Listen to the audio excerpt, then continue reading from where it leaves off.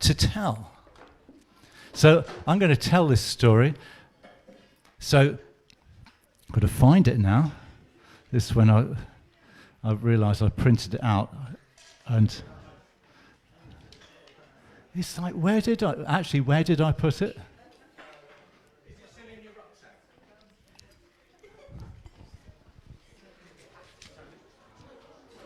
You got it? No. Oh, here we go. This is my amazing story. I'm going to give this one a rest because the batteries will run out.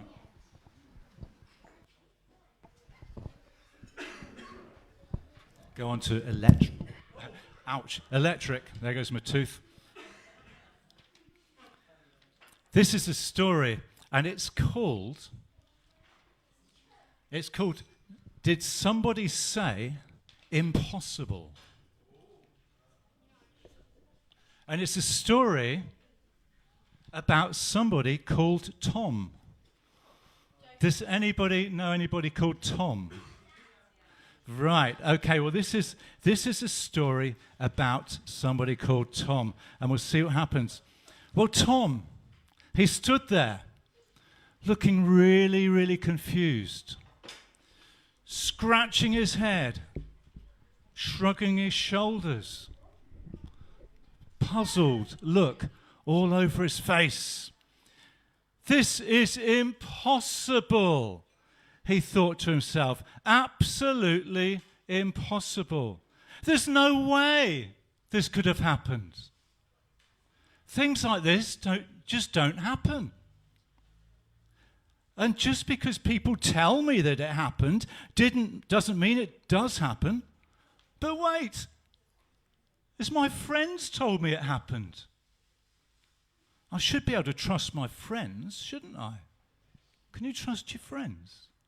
Yeah. But maybe my friends were playing a trick on me. Maybe they were having a laugh. Maybe they were having a joke. But they meant every word they said. Maybe they're not my friends anymore. Maybe their great sadness has driven them mad. Do you want to know what Tom's friends have been telling him? Do you want to know? Well, they've been going on and on and on and on and on and on about Jesus rising from the dead. And it's like, well, Tom said, no, it's not possible. It's not possible. How can this be? I saw him die on the cross. I saw them put his dead body in the tomb. And his friends were going, but it's possible, it's possible, it's possible. It's possible. Finally, Tom had had enough. He put his foot down. Enough, he said. Impossible is impossible.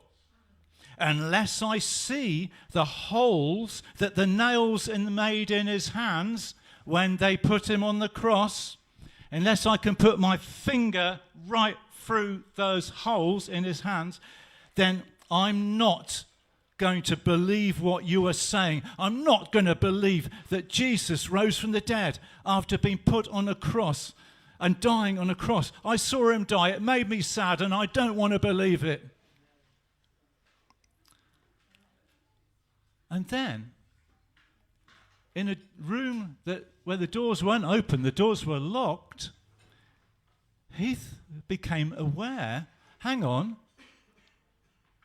I thought there was only 11 of us in this room. He became aware that there was someone else in the room, so he did a recount. He goes, 1, 2, 3, 4, 5, 6, 7, 8, 9, 10, 11, 12. 12? I'm going to do another recount. 1, 2, 3, 4, 5, 6, 7, 8, 9, 10, 11, 12. There's 12 in the room. How come there's 12 in the room? What is going on? Why is there 12 in the room? Why is there 12 in the room? The doors are locked. He looked again. He looked around. One of them didn't half look like Jesus. But that was impossible. It couldn't be, could it? because Jesus was dead.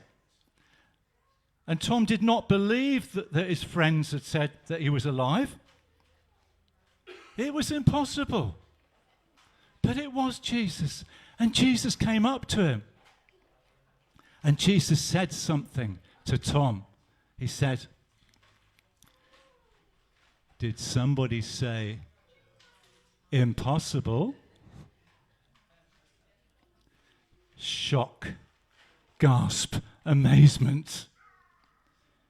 And then Jesus said very gently, "Tom, put your finger here. Put your finger here." And Tom put his finger in the hole in Jesus' hands where the nails had been. He couldn't say anything. He's just like,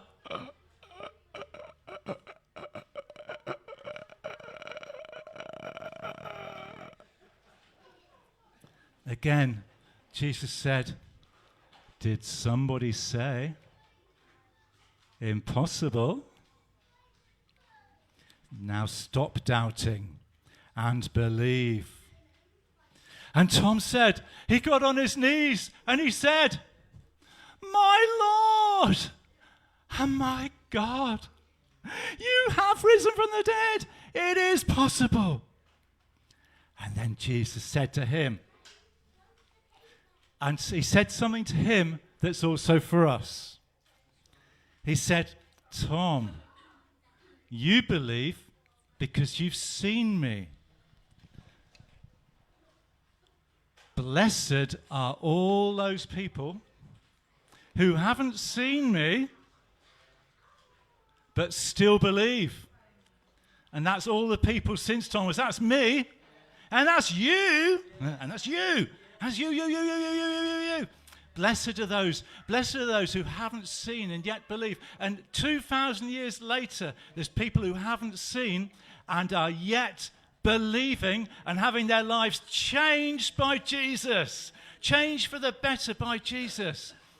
On Good Friday, when we did the Walk of Witness, I walked down the road with a guy called Rob. This time last year, Rob was on heroin. On Good Friday, Rob was clean of heroin. He was carrying the cross, leading the Good Friday procession. Did somebody say impossible? I don't think so, because God is the God of the impossible. If we only believe that he does what's possible, then what we've got is a social club. But when we believe that he is the God of the impossible, the God who rose from the dead,